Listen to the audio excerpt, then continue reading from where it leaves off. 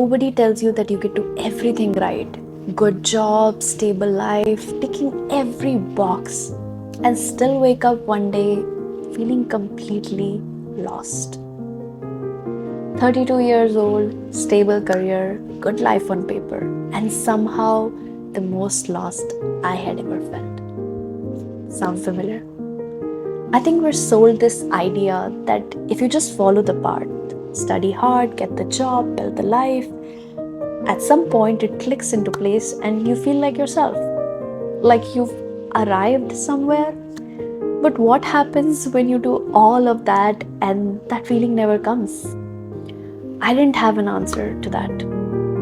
What I had was a flight to Lima, Peru, alone, for the first time in my adult life, going somewhere with absolutely no one who needed anything from me.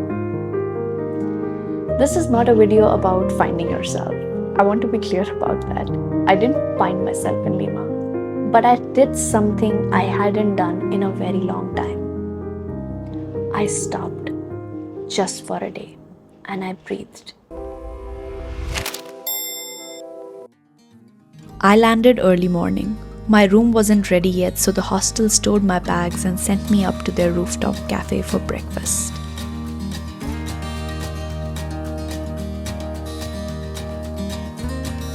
And I just sat there for a while. Warm food, fresh air, this city I had never been to waking up around me. And nobody, not a single person on earth needed anything from me in that moment.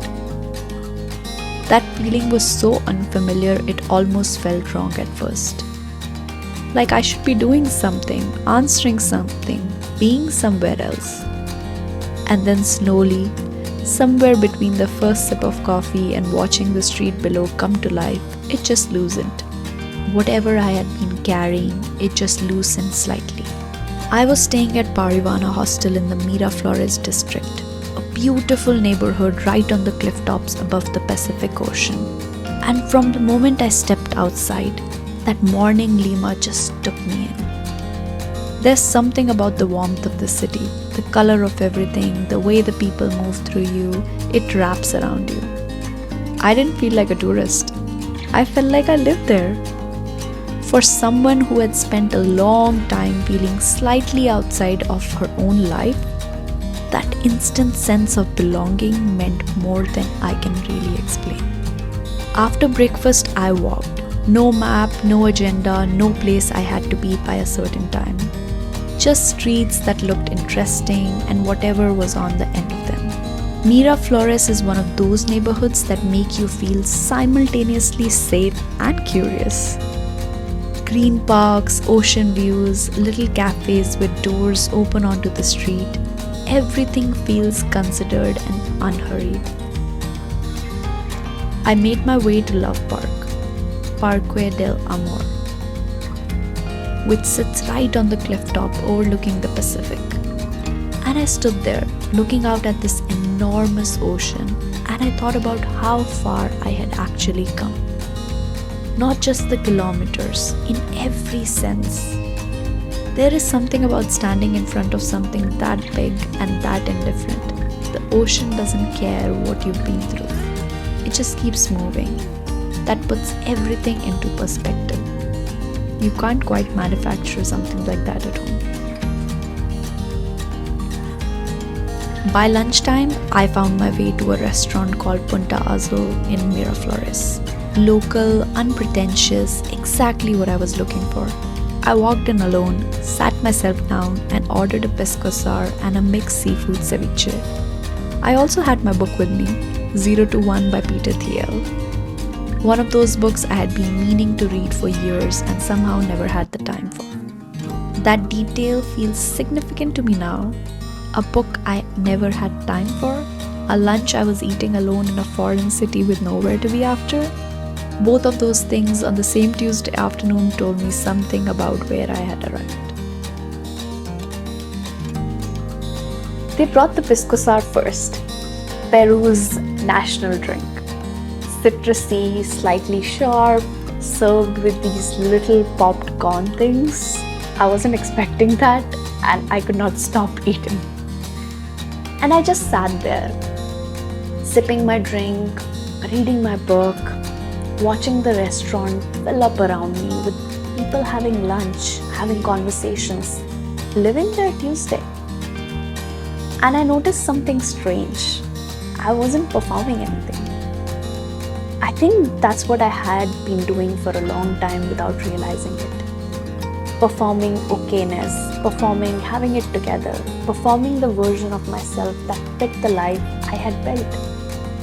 But in that restaurant in Lima where nobody knew my name and nobody had any expectations of me, there was nothing to perform. It was just me sitting there, eating ceviche, reading a book, and when the ceviche arrived, beautiful, fresh, with sweet potato on the side to balance the acidity.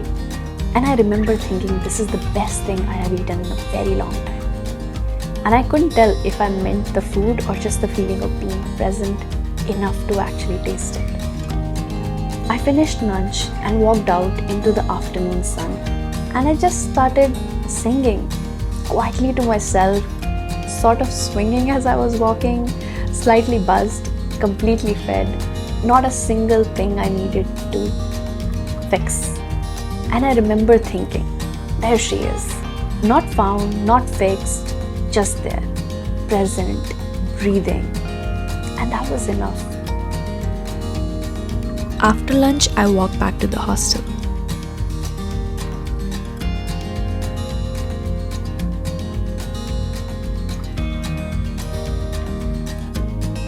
Checked into my room and took an afternoon nap. Long, unapologetic, deeply satisfying.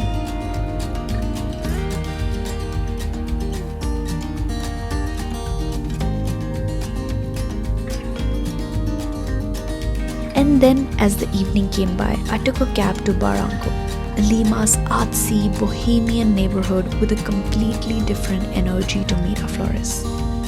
Grittier, more alive, full of street art and local markets and music drifting out of open doors. I wandered without a plan, watched the city do its evening thing.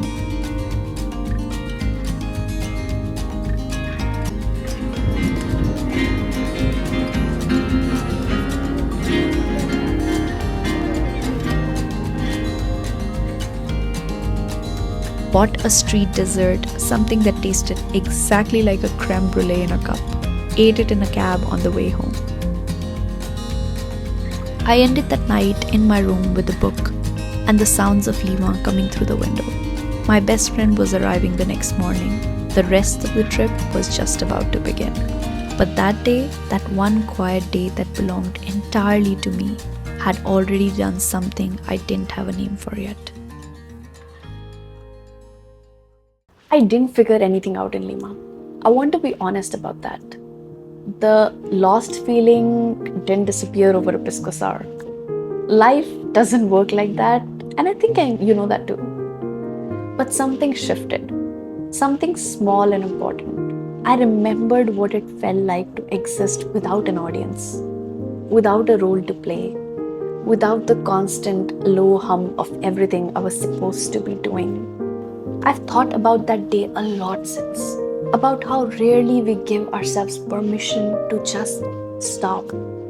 Not to figure anything out, just to stop and breathe and be somewhere new and let that unfamiliarity of it shake loose whatever has been stuck. The trip was beginning of a longer journey for me, one I'm still on. Lima was just the first morning of it, the first breath.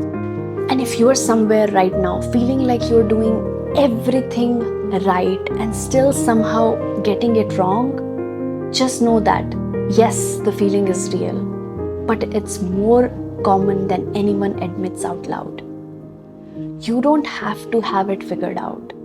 You just have to be willing to stop running from the feeling long enough to actually feel it. A new city helps. A Pisco Sour doesn't hurt either. Lima is worth more than a layover. Walk to the Love Park, sit somewhere alone and order something you've never tried before. Bring a book you've been meaning to read. And if you're carrying something heavy, let the city hold some of it for a while. It's surprisingly good at that. If you've been carrying something heavy lately, I hope this gave you even a small permission slip to put it down for a moment. Even just for a Tuesday afternoon in a city where nobody knows your name. If this resonated, I'd love to hear from you in the comments. Tell me where you'd go if you could just stop for one day, anywhere in the world. I'm curious. There's a lot more from this Peru trip on the channel and a lot more honest conversations like this one coming. If that's the kind of content you're looking for, stick around. See you in the next video. Ciao.